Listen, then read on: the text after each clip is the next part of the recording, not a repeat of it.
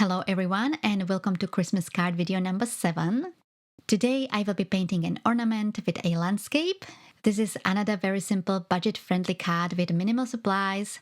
Not as minimal as my previous card, you will need more than a marker and a card base, but all these supplies you can definitely get easily in any craft store or even in a supermarket.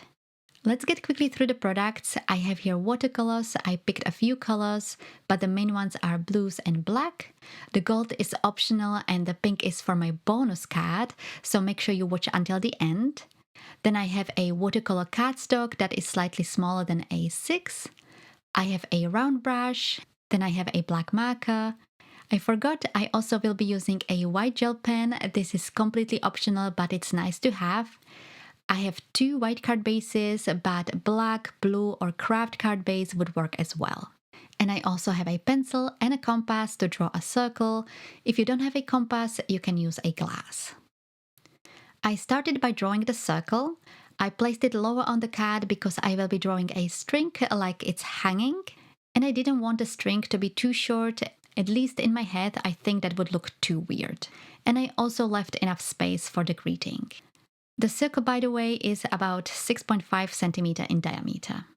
Next, I started painting. I'm doing here the wet on wet technique. I first applied clean water over the top half of the circle. This is not really visible on the camera. And I applied it only to the top half because I'm going to have a sky and a ground. And I didn't want the top mixed with the bottom as I wanted to have a clear distinction between them. And I also used different shades of blue. For the color, I first applied the dark blue, and I stopped slightly above the middle and I let it spread by itself. I really wanted to have a lighter section around the area where the trees will be. Then I added the black at the top, and below it I added more saturated blue. And then I was building the color until I was happy with the look. Actually, the only thing I was worried about is staying inside of the lines. What worked for me is to be very careful when applying the color closer to the edge. And I also use the tip of the brush to go around the edges to smooth the lines. But if you have troubles staying inside of the lines, for my bonus card, I have a tip for you.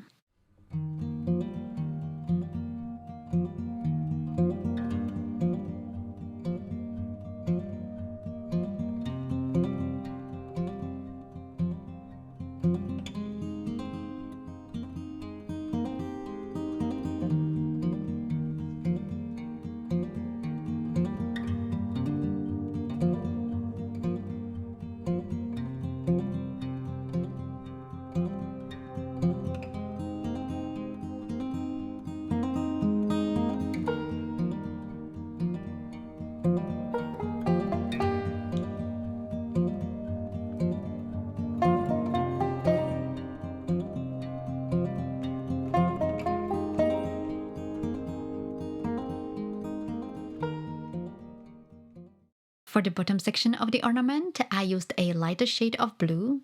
If you don't have multiple shades of blue, you can dilute the paint with water. I first applied a lighter layer and then around the edges I applied slightly darker shade. I dried it with my heat tool and next I painted the pine trees. I painted such trees few times before. I will leave the links to those cards in the description below. All I did is I painted the trunk of the tree, just a straight line. And then in a dabbing motion using the tip of my brush, I painted the branches, going zigzag from top to bottom.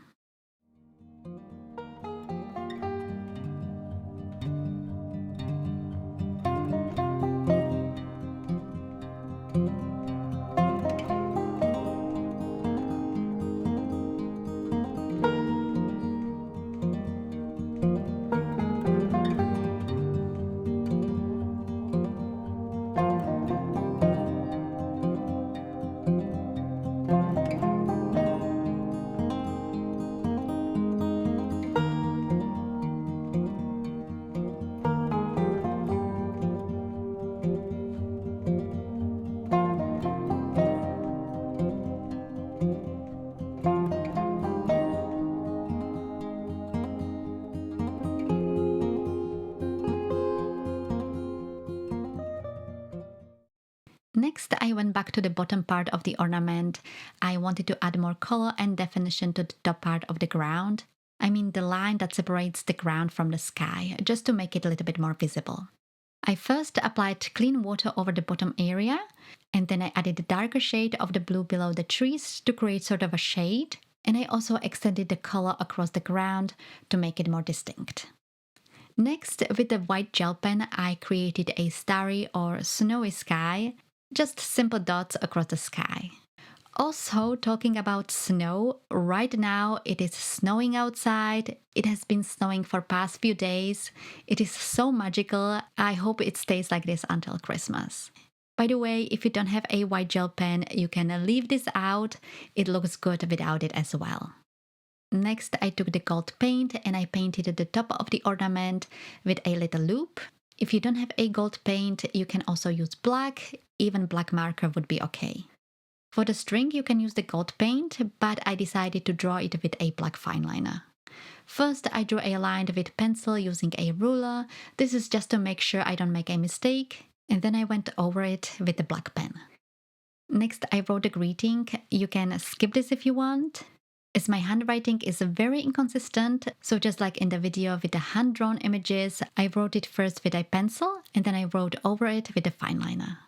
I waited a bit for the ink to dry and then I erased the pencil lines.